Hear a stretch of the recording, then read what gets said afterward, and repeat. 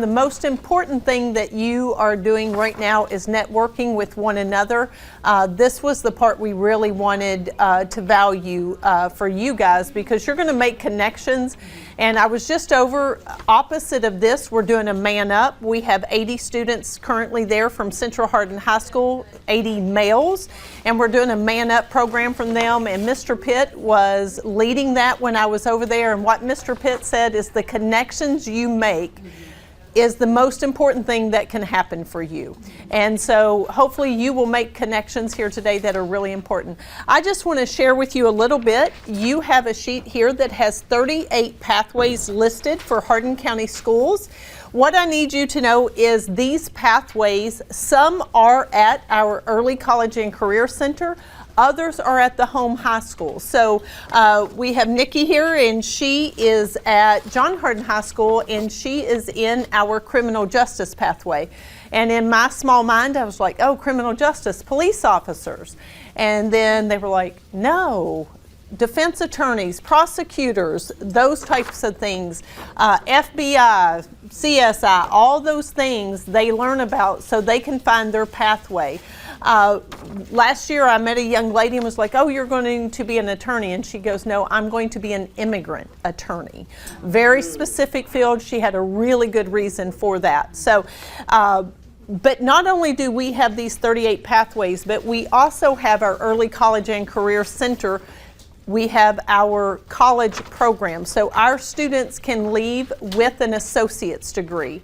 What that means for us on behalf of Hardin County Schools, if they go into the teaching pathway, they literally graduate at 18, and we are hiring them as teachers in our classrooms at 20. And so we had a really young one, and she was 19, and I was like, wow, you're going to be teaching for a long time at 19. But she is very passionate about it. It is just a phenomenal opportunity for the students. So they can go on to be whatever they want to be with that associate's degree and these careers right here. On the back side, I think, is a very interesting statistic. So the reason we had you all here today is we want our ladies to know all the opportunities that they have, and they may have never thought about going into teaching and being an outdoor classroom preschool teacher. Or they maybe have never thought about you can go into city government, as Ms. Springsteen has done, but yet you also have these other opportunities while you're in that position. So you all being here today has just opened their eyes to all the possibilities. It's not this perfect little hallway that you walk down and go, okay, here's what I'm going to do the rest of my life.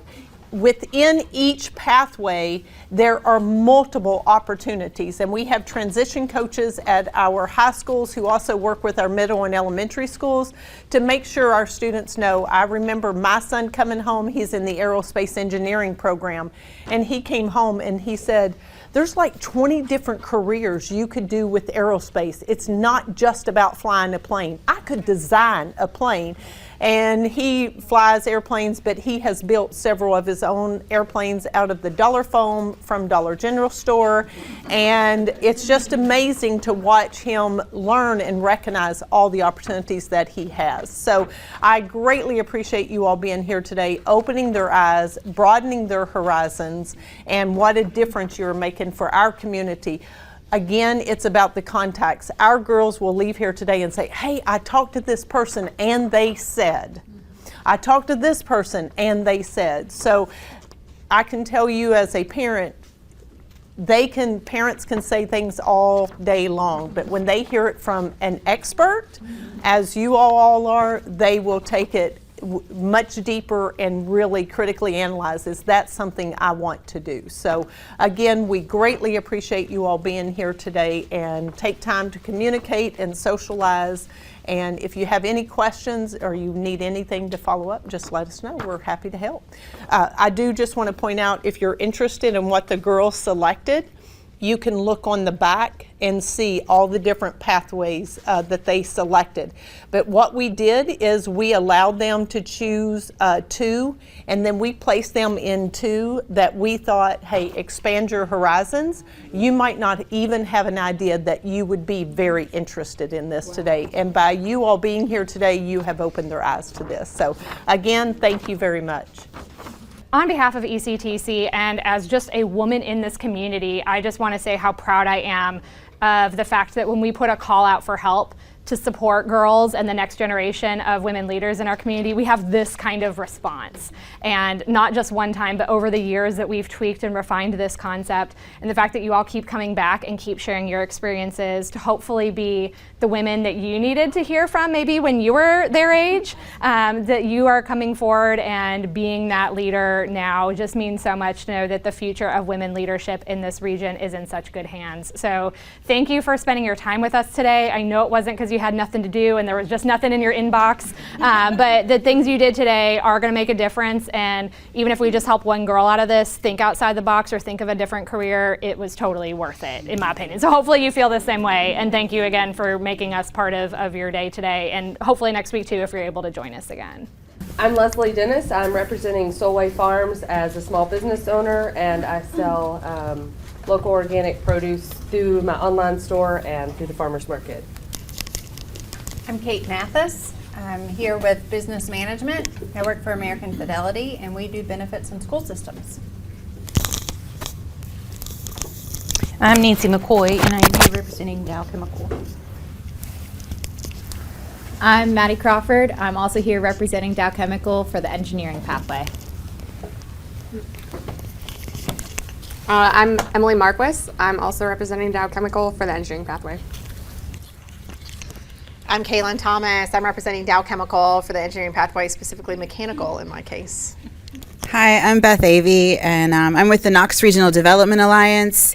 So I thought I was here representing marketing because I'm a marketer, but I'm also here representing military service because I'm a veteran. So.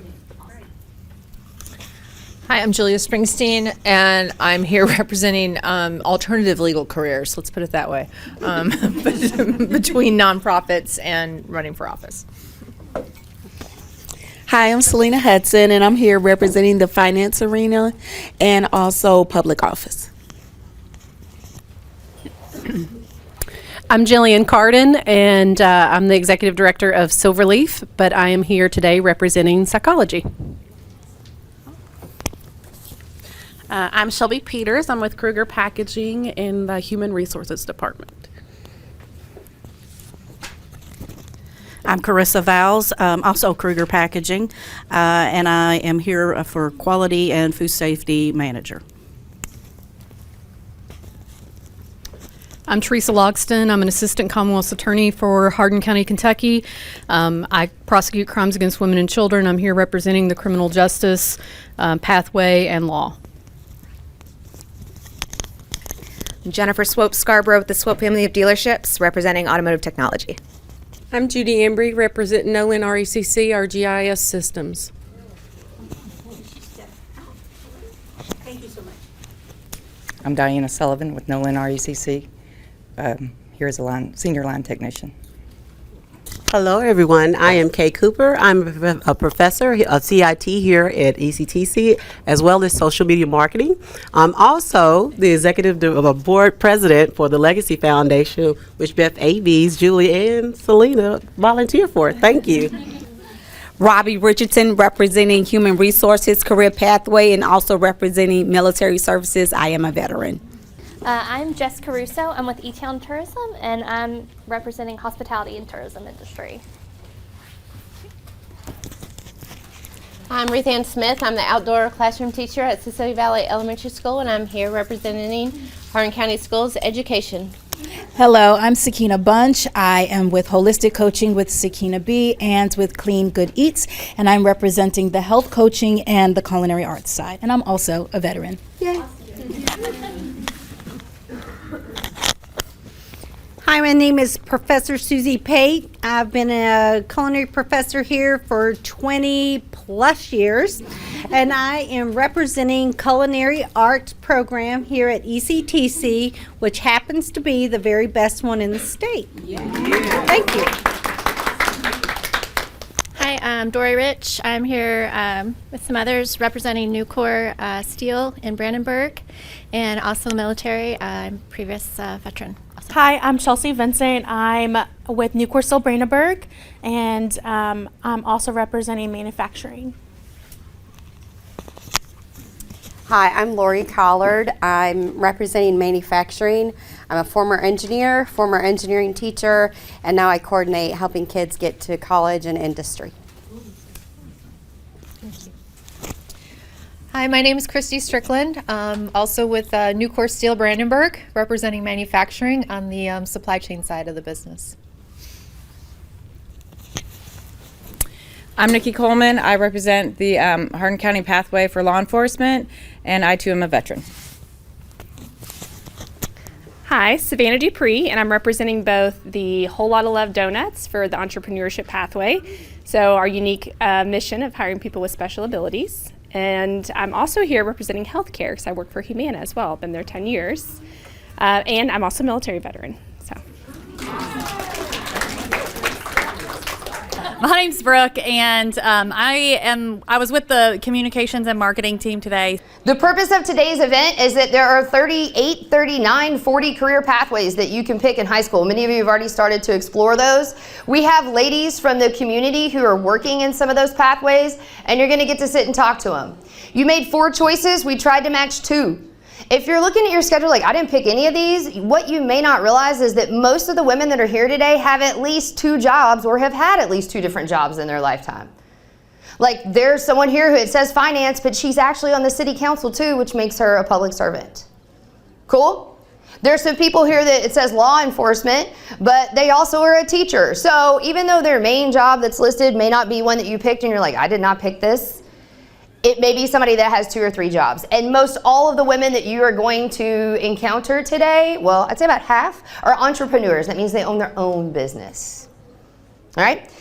Be respectful in the questions you ask them. Don't ever pointedly ask anybody exactly how much money they make. The way to phrase that is, hey, what does a job in your profession start out at? Not how much money do you make. Cool? Think about other thoughtful questions you could ask them, like how'd they get to where they are today, or can you travel and do your job, or can you do your job from home, especially if that's something that you're interested in doing when you grow up. When we're looking at the older generations, what technology do you think you're referencing?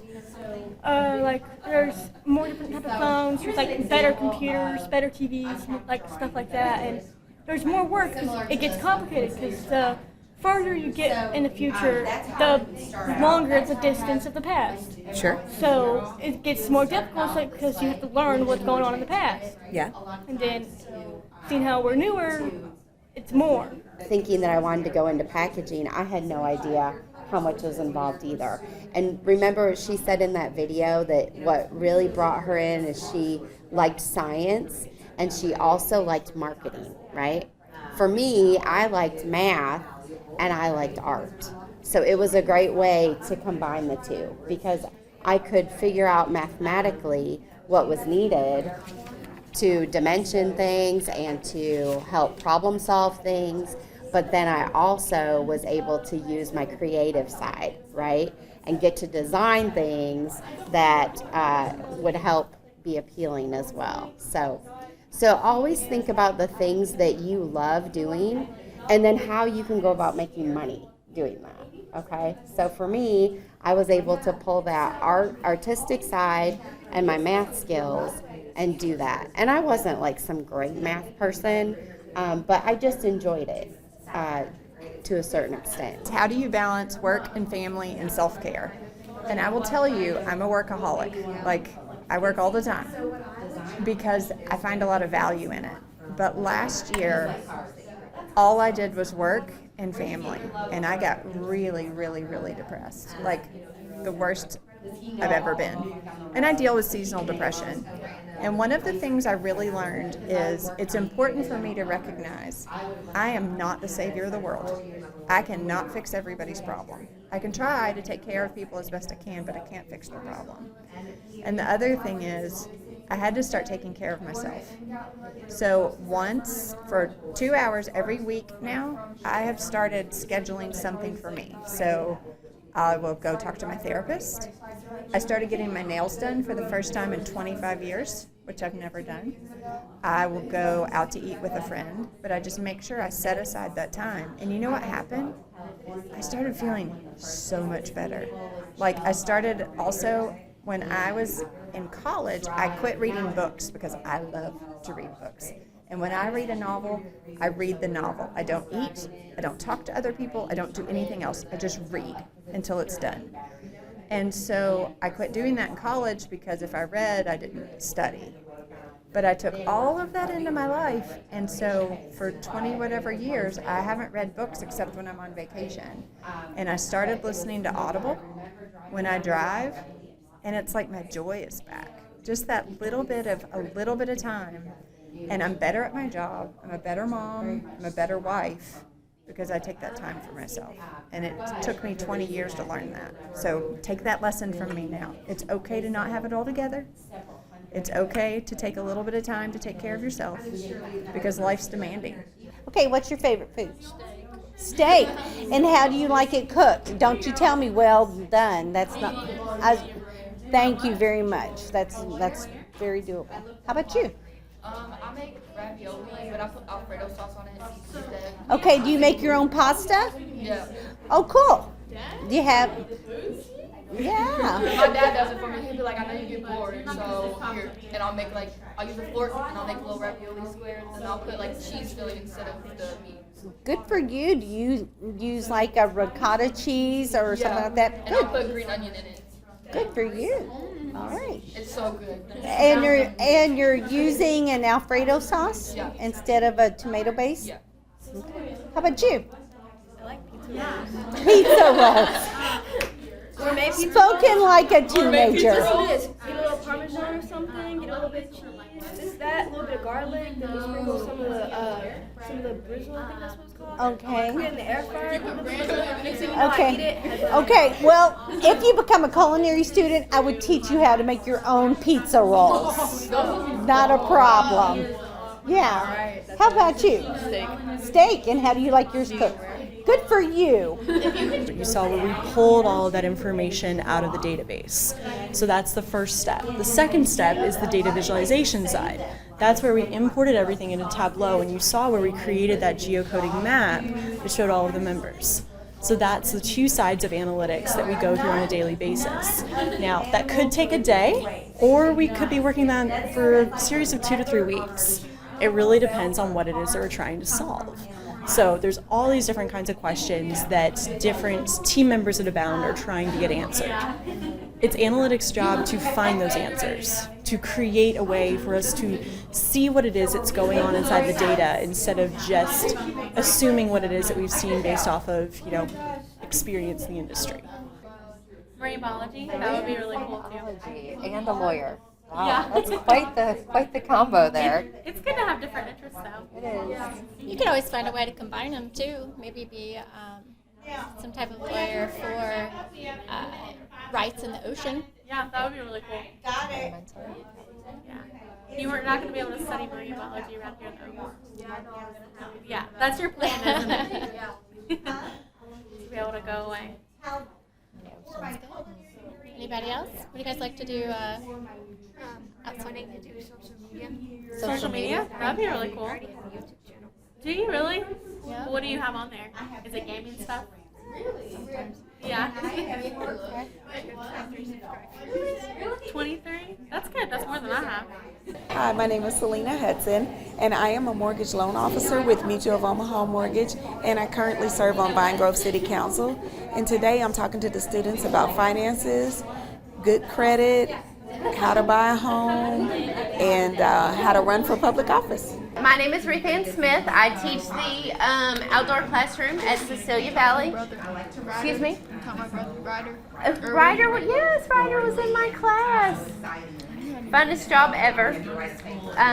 So just a little bit about my story. My son was stationed in Germany for 3 years, and I was able to go and observe in their forest schools, which was absolutely amazing. The things that the four-year-old and 5-year-olds were learning. I came back, and Carlina and I, who is over early childhood education in Hardin County, we started the outdoor classroom. This is my 4th year teaching it. We go outside when it rains, when it snows, when it's cold, when it's hot. There's no bad weather, just bad clothing. So we have snow boots, snow coats, rain jackets, rain boots, whatever. Here are a few things, a few pictures. I tell them all the time that I let them do everything that their moms and dads don't let them do at home. And that's playing in mud, jumping in mud puddles. We learn about erosion, measuring, habitats, all kinds of stuff. Things that you wouldn't really expect preschoolers to learn about, we do it outside. They're learning to take risks, to problem solve. My schedule is right here. In the mornings, I do have a classroom in the school. I do breakfast there, literacy small group, literacy math group. They get an hour of free choice play. We eat lunch, and then we go outside, and we don't come back in until the end of the day. Now questions for you girls. You said you wanted to do teaching. You said you wanted to do something in sports, right? Like sports medicine. Do y'all know, like college? Have you thought about college? Well, I'm still not sure on what I want to do either. Balance of work and family. Want to stay close to home, or you want to go away from home?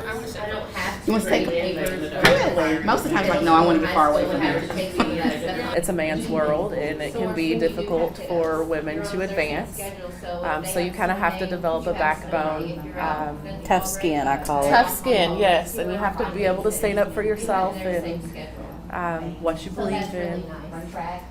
So anyways, I was the last one left there, and it became a lot. So I decided when Kruger Packaging opened that I would apply there, and I took a pay cut to come here as an office coordinator, which means I would greet people that came in. I helped with purchasing. I did the payroll, a bunch of different things. She helped us with a little bit of everything. Well, then I decided with my husband, we're expecting, so I said we are obviously going to have to maybe just figure out who's going to be the breadwinner. He is a farmer, and he's very happy with what he does, so I was fine with that. So I decided, where could I advance in Kruger? Because I really enjoy working for Kruger. And I came up with an HR advisor.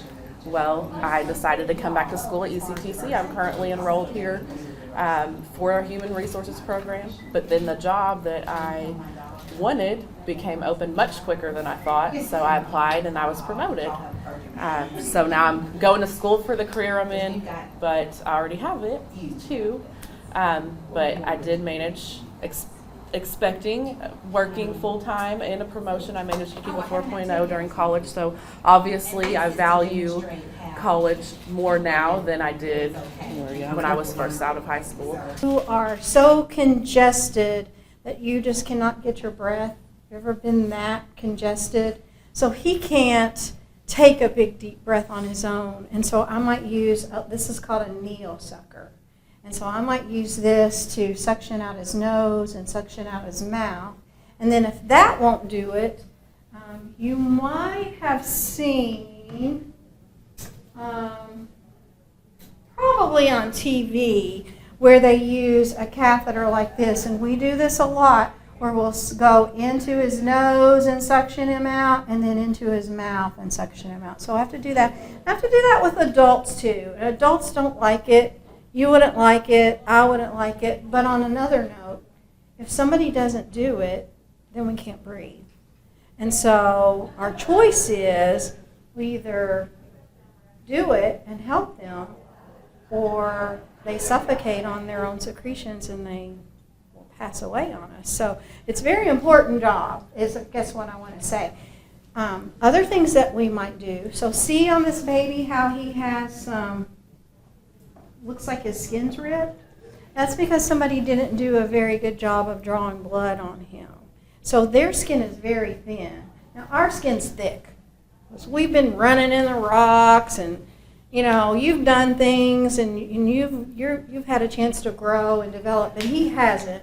And so respiratory therapists will draw blood.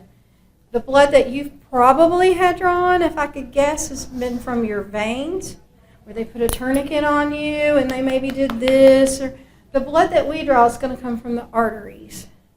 So that's because blood from the arteries has gone through the lungs and it's had time to pick up oxygen. And the reason why I want that blood is I want to see how well he's breathing and how well he's oxygenating. And so I'll draw blood from his artery. So real quick, find your radial artery. It's right here on your thumb side. You should feel a pulse. If you don't have a pulse, I'm going to do CPR on you, so you better find one. You feel your pulse? That's where I would stick you, okay? The other place you have a radial, or not a radial, a artery is up here, brachially. You probably got long sleeves and can, but you have a brachial pulse there. You have a pulse on the top of your foot. So later when you take off your shoes, if you feel right in the meat of your foot right here, you'll feel a pulse there. I could draw blood from you there. And then if you were not alert with it, I could stick you right here. I would only do that if you were in a code situation, but I could stick you there. So again, those places are where we have arteries, and those places will tell me how well you're breathing. Where else would you go to get food? Do you have any family members that grow their own food? Yeah. That's great. Do you think after COVID more people started farming because they did not want to go back to grocery stores? More people started doing their own home gardens for sure. Yeah. I feel like that's kind of pulled back. We did see an influx of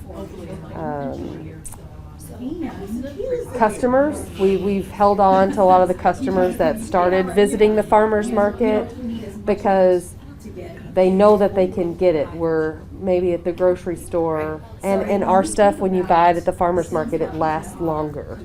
So you're getting the same product, maybe for cheaper, maybe for just a little bit more, but it's a better quality, and it also is lasting longer in your refrigerator. So essentially you're saving money. Probably like a Monday and like a Wednesday. I have like monsters in the morning. Okay. Because those are like my hardest days to wake up. Okay. Well, I challenge you with your Monster and even with your Starbucks coffee, because you can look it up online. Look up what the ingredients in there are, okay? Because what we consume makes us, right? You know, they say you are what you eat, right? So I believe it's like every 28 days, I could be wrong on that, your skin, your cells are regenerating. So if they're regenerating with what we put inside of it, right? So if we're eating a lot of sugar, guess what's going to happen on our skin? Y'all going to start looking older, right? Now that's a good thing, right? Like, yeah, I can't wait to look 18, I can't wait to look 21, until you hit about 25 or 30. And then we're like, why do I look like this, right? Now, I'm not saying that for the vanity's sake. I'm saying that for the cell regeneration, right? When we have a lot of sugar, what can we replace the sugar with? So like these are all the things that have sold out, right? Or green beans Not sold sugar. out, beets has sold out. Well, you can still have the sugar, just maybe in a different form. So What do you I'll think? open up this is what I do for cold, for my work. Fruit, yes. What are some other natural sugars? You said you love fruit. What's your favorite? So let me ask you this. Around the older generation that you are around, do you express that? Not really. And you probably don't express it because you feel like you're not in a safe environment to express that, right? What about yourself? Do you express that? to my mom and not to like anybody else. They're not gonna understand. They know listening. Right. And so what I encourage young people to do, even as it relates to that, it's a way that you can express yourself to someone who is older to be able to get their attention, because that's important. It's important to know that I'm important, that I just don't want you to care about my grades. I just don't want you to say, get off that phone. I want you to care about me from the whole person, from head to toe, if that makes any kind of sense. Like reading case studies and remembering the details and then being able to apply those to the situation. I mean, that's... short-term memory loss? Well, then you've got the books. Then you've got the books to go back to. Okay. And so if you know where to look, It would be you'll weird, have... 'cause, like, what if you just forget what you're questioning and you're like, wait a minute, who are you and what did you do? Yeah, like, my name's Jason and I killed this person. Ah! You're allowed to have notes, so it's okay. So you No, can I'm just saying keep track of that things. would be funny though if you faked short-term memory loss in front of the victim and they fell for it and you're like, yeah, my name's Jason and I'm a serial killer. Wouldn't that be like, is there anything against that though? Like, I mean, you get a confession. What about, okay, this is another question. Do you do like rapid questions a lot where you like just ask like a bunch of questions at once to hope that like does something? I mean, I'm not in, I've only been in court a couple of times. So Teresa Logston, who is in the next thing, she's an actual prosecutor and she's killer. And so she and I do very different kinds of law. She does amazing, she's a Commonwealth attorney, and she does more of the courtroom law and the criminal trials. And I help nonprofits and focus on, and I'm also on the Etown City Council. And so that's why we passed the Humane Pet Ordinance, was because I wanted to do more for animals. And we couldn't get something like that passed statewide, so I wanted to start it locally. So with our program, you do a year of prerequisites, and then the nursing program is 2 years, and that is your Associate of Science, Associate of Applied Science in Nursing. You can take your national exam, so your NCLEX. When you pass NCLEX, you are an RN. You can practice in any RN job. Now, a bachelor's degree is your next step. A lot of people, a lot of schools will say, oh, you have to have a bachelor's. Everyone wants a bachelor's. That's fine, but you can start with your associates, and then you go into practice, you're working, and your job will pay for you to get your bachelor's. So you can go to school and get reimbursed for that, and you can be making money and living your life while you're finishing school. So 2 years for an associate's degree, 4 years for a bachelor's degree. And then you continue to go on if you want to do a master's degree, if you want to be a nurse practitioner, if you want your doctorate of nursing practice, things like that. So when I start working with the school district, the first thing that I do is we take headshots, professional headshots of every single teacher in the school district. And a lot of times our teachers, they'll be like, well, why are we doing this? This is silly. This is silly. But when you look at the banking industry, when you look at doctors, lawyers, like you see their pictures on business cards, do you not? Yes. You see their pictures on billboards, do you not? So one of the things that we try to tackle right out of the gate is culture. We want to help them understand that they are professionals and we treat them as such. And then guess what we have? Because we give them this nice present. We have really nice pictures of every single staff member in the whole district. So when a teacher wins an award, boom, we have a really beautiful picture of them. When it's their birthday, boom, they have a really nice picture that their principal can pull and wish happy birthday on their digital signage in their school. When it's National Bus Driver Appreciation Week, boom, boom, boom, boom, boom. We have beautiful pictures of all the bus drivers that we can share and use to celebrate. The second thing we do when we start working with school districts is we streamline their email signatures. Now this might not sound like a big deal, but it is the #1 thing that we get feedback on from our teachers and our principals. So during COVID, what happened? Everything went online. Thank you. Everything went online. So you are working with your teachers in a digital environment for a really long time.